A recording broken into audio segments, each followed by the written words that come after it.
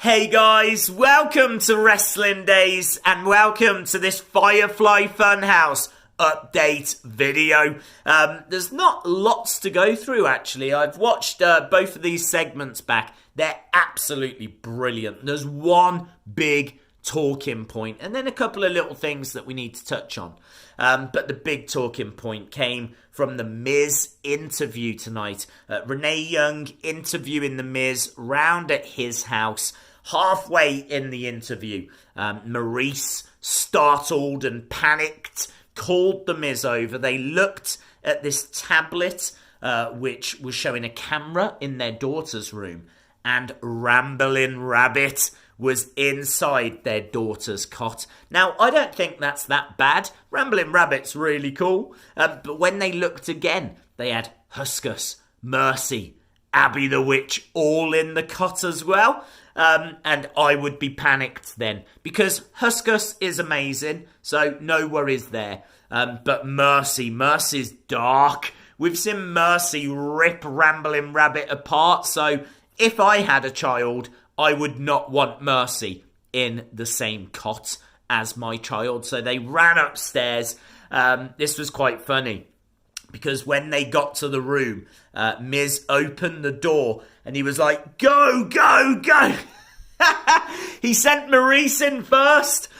So he sent Maurice in and the puppets had gone. But this doll was in the cot. And of course, everyone now going crazy that this doll is connected somehow to Liv Morgan. In fairness, it does look like Liv Morgan.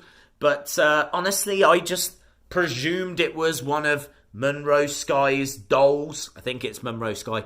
I thought it was one of her dolls that the Fiend had updated. The Fiend had given a makeover to. Again, maybe a Liv Morgan reference there. But Miz kind of implied that he hadn't seen the doll before. He was asking, where have you got this from? Where has this come from? And then he kicked, obviously, the film crew out of his house. And we went straight into a Firefly Fun House episode. And Bray said that he was only trying to be nice, kind of saying that this was just a gift. And then he went into some very interesting stuff. He was talking about Abby. He was saying about how snitches get stitches.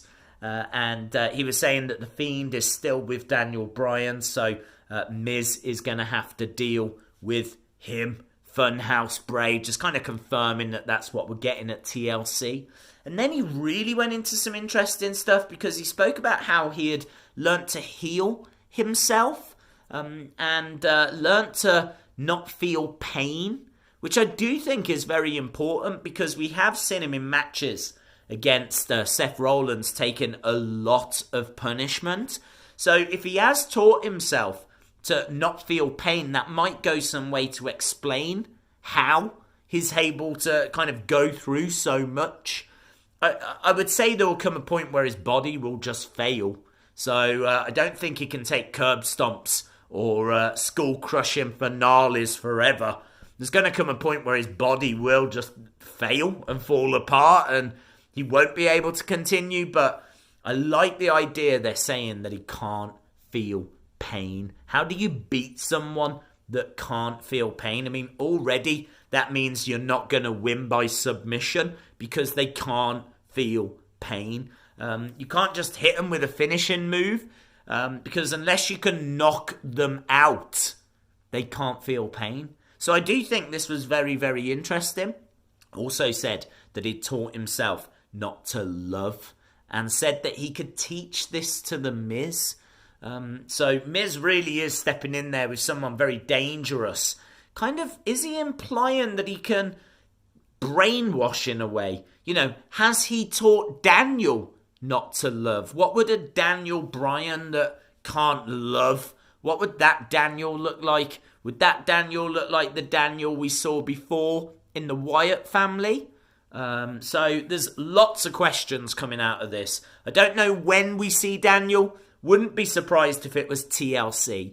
I don't think Liv is connected to this as well, by the way. I think she's on Raw. She's on a different brand. I think they are trying to keep these two brands separate. I know we saw Sammy over on Raw, but He said that he was only over there because he's a manager and he's got a manager's license.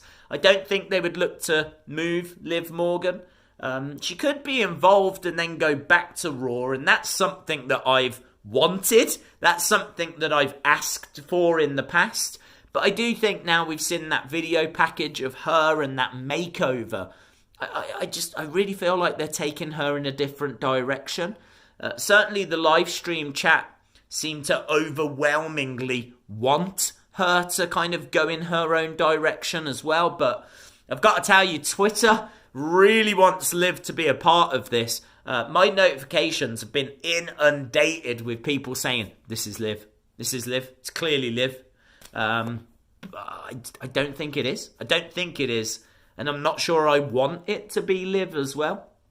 Unless they're going to use her a couple of times and then take her back to Raw. I really do want her to be her own person. You know, I think she deserves that. And a lot of people as well are saying that the hair on the doll could be the hair ripped out of Daniel Bryan. I thought that was a very interesting theory as well. So, plenty to talk about, plenty to discuss. Let me know your thoughts down in the comments below. Of course, we're not too far away from TLC, so we'll get some answers there, I'm sure. And again, if you want to let me know about what you think is going to happen at TLC, then let me know in the comments below. Awesome, guys. Thanks for watching. And hopefully, I'll see you again next time. Bye for now.